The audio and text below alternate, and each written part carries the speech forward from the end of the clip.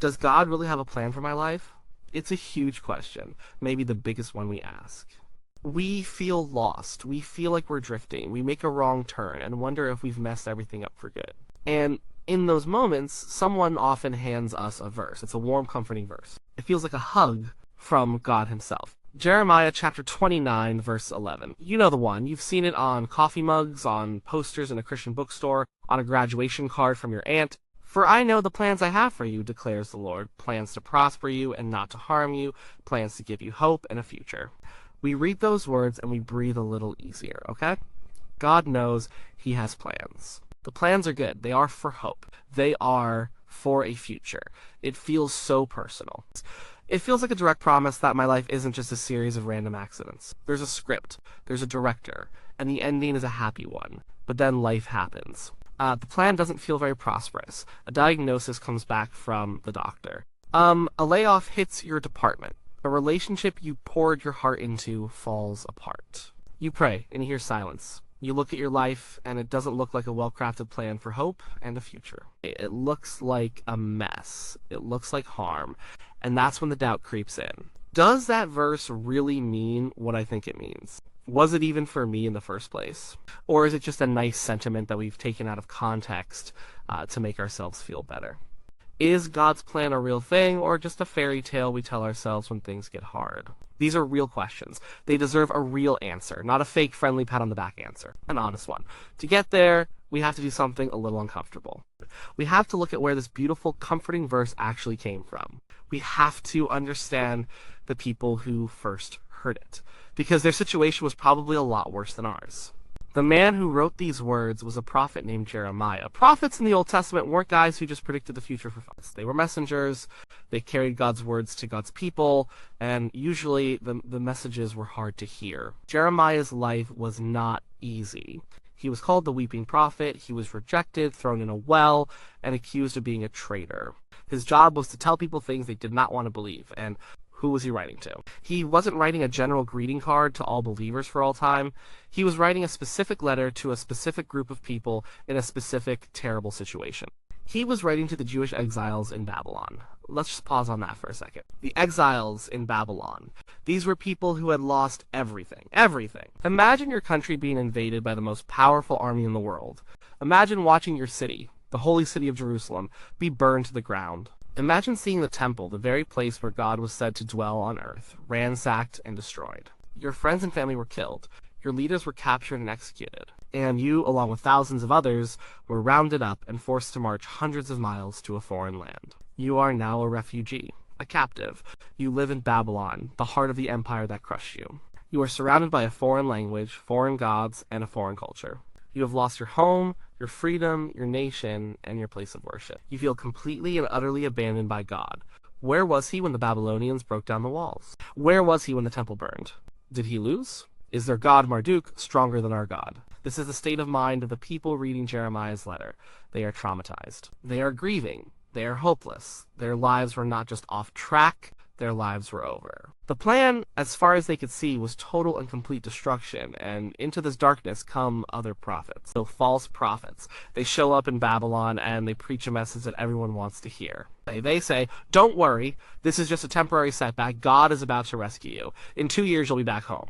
The Babylonian Empire will crumble.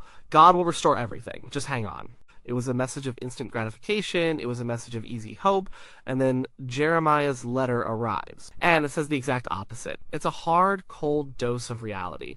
He tells them, this is from God. Build houses and settle down, plant gardens, and eat what they produce. Marry and have sons and daughters, find wives for your sons, and give your daughters in marriage, so that they too may have sons and daughters. Increase in number, there do not decrease. Can you imagine hearing that? It would be crushing. Jeremiah is telling them to get comfortable. Unpack your bags. You're not going anywhere. This isn't a weekend trip. This is your new life. Build a house. Plant a garden. Your kids are going to grow up here. Your grandkids are going to be born here. In Babylon, the land of your enemies. And then he says something even more shocking. Also, seek the peace and prosperity of the city to which I have carried you into exile. Pray to the Lord for it, because if it prospers, you too will prosper. Pray for Babylon, pray for your captors, pray for the success of the very empire that destroyed your home. This is an insane command. It goes against every natural instinct. It's only after all of that hard, practical, life-altering instruction that we get to verse 11. Right after God tells them they are stuck in exile for a very long time, he then says, "For I know the plans I have for you." This context changes everything. This verse is not a promise to get them out of their suffering. It's a promise to be with them in their suffering. It's not a promise of immediate relief. It's a promise of an ultimate future. In fact, Jeremiah had just told them exactly how long the plan would take. He said this exile would last for 70 years. 70 years. Most of the adults who heard that letter would die in Babylon. Their children would grow up and die in Babylon. It would be their grandchildren who would finally see the home they had only heard about in stories. So when God says he has a plan for Hop in the future, he is not talking about next week or next year. He is talking about a generational, long-term, epic plan of restoration. He is telling them, yes, your life is in ruins right now. Yes, this is a consequence of your nation's disobedience, and yes, you are going to be in this hard place for a very long time, but this is not the end of the story. I have not forgotten you. I am still in control, and my ultimate plan for my people is not destruction. It is life. It is restoration. It is a future. This verse, in its original context, is not a fluffy pillow. It's a lifeline thrown to people drowning in despair. It's a light at the end of a very, very, very long tunnel. So what does that mean for us? For you and for me, sitting here today with our own heartaches and our own confusion. Does the context mean this verse isn't for us at all? No, I don't think so. The principles of God's character are timeless, but we have to apply it correctly. So we have to see it with clear eyes. First, let's look at the words themselves. For I know the plans I have for you. The word you in the original Hebrew is plural. It's isle. God is speaking to a community, to his people as a whole. This is important. While God's plan certainly includes individuals, his primary story in the Bible is about the redemption of a people. His plan was for the nation of Israel. For us today who believe in Jesus, we are part of that people, the church. God has a plan for his church, for his collective body of believers in the world. My individual story is a small part of that much bigger story. Sometimes we get so focused on God's plan for my life that we think of it like a personalized career path or a romantic comedy script written just for us. But the biblical idea of God's plan is much bigger. It's about his kingdom. It's about his glory. It's about him making all things new. And he invites us to have a part in that grand plan. Our individual plan finds its meaning only when it's plugged into his big plan. Next, look at the phrase, plans to prosper you. The Hebrew word here is shalom. We often translate it as peace, but it's so much more than that. It doesn't just mean the absence of conflict. Shalom means wholeness, completeness, wellness, security, and tranquility. It's a state where everything is as it should be. It's about healthy relationships, a just community, and a right relationship with God. So, when God promises shalom, he is not necessarily promising a big bank account, a promotion at work, or a life free of trouble. The prosperity gospel has twisted this idea into a promise of material wealth. But God is promising something much deeper. He's promising a plan for our ultimate well-being, our spiritual wholeness. The exiles in Babylon were not going to be rich, but they could have shalom. They could find a sense of wholeness and peace with God even in the middle of a pagan land, even in their suffering. And this is where it gets really personal for us. God's plan for your shalom might not look like what you think it should. It might involve a period of waiting, it might involve struggle, it might involve letting go of something you thought you couldn't live without. Because his goal is your ultimate eternal wholeness, not your immediate temporary comfort. Sometimes the process of making us whole requires breaking us first. A doctor has to re-break a bone that is set incorrectly for it to heal properly. It's a painful process, but the plan is for healing, for shalom. Then there's the line, and not to harm you. This is maybe the hardest part of the verse to swallow, because we do get harmed. Life is full of harm. We get sick. People we love die. We are betrayed. We fail. The Israelites in exile were most definitely harmed. Their nation was destroyed. So what does God mean? It means his ultimate intention, his driving purpose, is not our destruction. The harm we experience in this world is real. It's a result of living in a broken, fallen world. Sometimes it's a consequence of our own bad choices or the choices of others. But God is saying that the harm is not his final word. He is a God who can take the worst things, the most harmful things, and weave them into his plan for our ultimate good. The story of Joseph in the book of Genesis is the perfect example of this. His brothers sell him into slavery. That's harm. He's falsely accused and thrown in prison. That's harm. He's forgotten and left to rot. That's harm. His life was a series of disasters. But at the end of the story, when he is in a position of power and able to save the very brothers who betrayed him, he says to them, "You intended to harm me, but God intended it for good." God didn't cause the brothers' evil actions, but he was so sovereign, so in control, that he could work through their evil, through all of Joseph's suffering, to bring about his plan of salvation. This is what God means by plans not to harm you.